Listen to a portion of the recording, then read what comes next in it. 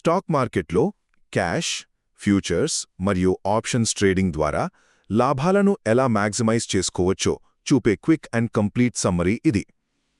మీ దగ్గరున్న పెట్టుబడి, మీరు తీసుకోగల రిస్క్ ఆధారంగా ఏ ట్రేడింగ్ పద్ధతి మీకు బెస్ట్ అనేది ఈ టాపిక్ చాలా క్లియర్గా వివరిస్తుంది. మొదటిది, క్యాష్ మార్కెట్లో లాభం రావాలంటే మీరు కొన్న షేర్ల ధర ఖచ్చితంగా పెరగాలి. కానీ ఫ్యూచర్స్ అండ్ ఆప్షన్స్ అంటే ఎఫ్&ఓలో అలా కాదు. రియల్ ఎస్టేట్లో లాగా మార్కెట్ పడిపోతే ఇక్కడ నష్టపోవాల్సిన పనిలేదు. మార్కెట్ పడిపోతుంది అని మీకనిపిస్తే ముందుగానే షేర్లను అమ్మేసి, అంటే షార్ట్ సెల్ చేసి కూడా మీరు లాభాలు సంపాదించొచ్చు. రెండవది, ఇన్వెస్ట్మెంట్లో ఉన్న వ్యత్యాసం. ఉదాహరణకు, రిలయన్స్ లాంటి కంపెనీకి చెందిన 250 షేర్లు క్యాష్ మార్కెట్లో కొనాలంటే మీకు సుమారు 7 లక్షల రూపాయలు కావాలి.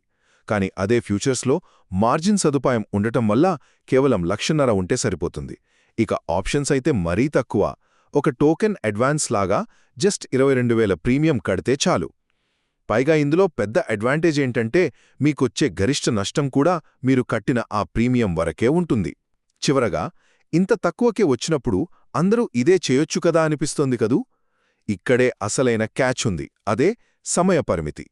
క్యాష్ మార్కెట్లో కొన్న షేర్లకి ట్యాక్సులు ఎక్కువైనా వాటిని జీవితకాలం మీ దగ్గరే ఉంచుకోవచ్చు. కానీ ఎఫ్&ఓలో పన్నులు తక్కువైనా దానికొక ఖచ్చితమైన ఎక్స్పైరీ డేట్ ఉంటుంది.